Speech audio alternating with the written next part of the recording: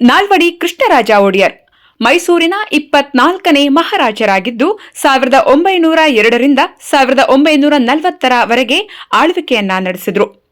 ಇವರನ್ನ ಅಭಿವೃದ್ಧಿಯ ಹರಿಕಾರ ಎಂದೇ ಕರೆಯಲಾಗುತ್ತಿತ್ತು. ಫೆಬ್ರವರಿ 1, 1895ರಲ್ಲಿ ಇವರಿಗೆ ಪಟ್ಟಾಭಿಷೇಕವನ್ನ ಮಾಡಲಾಗುತ್ತೆ. ನಂತರ 1902 ಆಗಸ್ಟ್ 8ನೇ ತಾರೀಖಿನಿಂದ ಮೈಸೂರು ರಾಜ್ಯದ ನೇರ ಉಸ್ತುವಾರಿ ಕೃಷ್ಣರಾಜ ಒಡೆಯರ್ ಅವರ ಸುಪರ್ದಿಗೆ ಬಂದಿತು. ತಕ್ಷಣದಿಂದಲೇ ಅವರು ಮೈಸೂರು ರಾಜ್ಯದ ಸರ್ವತೋಮುಖ ಅಭಿವೃದ್ಧಿಗೆ ಕಂಕಣಬದ್ಧರಾದರು. ಇವರ ಕಾಲದಲ್ಲಿ ಇಡೀ ಭರತ ಖಂಡದಲ್ಲಿ ಯಾವ ಸಂಸ್ಥಾನವೂ ಕಾಣದ ಅಭಿವೃದ್ಧಿಯನ್ನ ಮೈಸೂರು ರಾಜ್ಯವು ಕಂಡುದರಿಂದ ಮೈಸೂರು ಸಂಸ್ಥಾನಕ್ಕೆ ಮಾದರಿ ಮೈಸೂರು ಎಂಬ ಕೀರ್ತಿ ಪ್ರಾಪ್ತಿಯಾಯಿತು.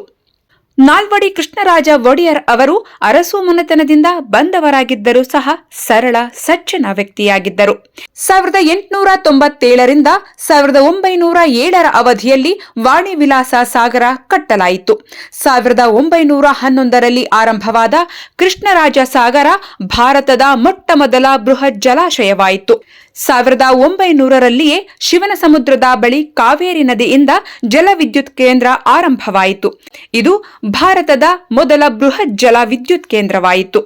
ನಾಲ್ವಡಿ ಕೃಷ್ಣರಾಜರ ಮತ್ತೊಂದು ಮಹತ್ತರ ಸಾಧನೆ ಎಂದರೆ ಮೈಸೂರು ವಿಶ್ವವಿದ್ಯಾಲಯವನ್ನ ಸ್ಥಾಪನೆ ಮಾಡಿದ್ದು. ಕನ್ನಡ ಸಾಹಿತ್ಯ ಪರಿಷತ್ತು ಆರಂಭವಾಯಿತು. ಅವರ ಕಾಲದಲ್ಲಿ ರಾಜ್ಯದ ನಾನಾ ಭಾಗಗಳಲ್ಲಿ 270ಕ್ಕೂ ಹೆಚ್ಚು ಉಚಿತ ಆಸ್ಪತ್ರೆಗಳು ಕಾರ್ಯಾರಂಭ ಮಾಡಿದವು.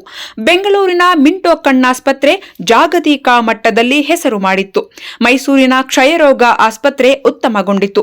ವಾಣಿಜ್ಯ ಕ್ಷೇತ್ರಗಳಲ್ಲಿ ಮೈಸೂರು ಬ್ಯಾಂಕ್ ಖಾಸಗಿ ಸಹಭಾಗಿತ್ವದೊಡನೆ ಕಾರ್ಯಾರಂಭ ಮಾಡಿತು. ಈ ಸಂಸ್ಥಾನದಲ್ಲಿ ಕಲೆ, ಸಂಗೀತ, ಸಾಹಿತ್ಯ ಮತ್ತು ಸಂಸ್ಕೃತಿಗಳ ಪೋಷಣೆ ಅದ್ವಿತೀಯವಾಗಿತ್ತು. ಇಂತಹ ರಾಜರು ಮಾತ್ರವೇ ಚರಿತ್ರೆಯಲ್ಲಿ ಅಜರಾಮರರು. ಹೀಗೊಬ್ಬ ಅರಸರು ಕಳೆದ ಶತಮಾನದಲ್ಲಿ ನಮ್ಮ ನಾಡಿನಲ್ಲಿ ಇದ್ದರು ಎಂಬ ಹೆಮ್ಮೆ ನಮ್ಮದು.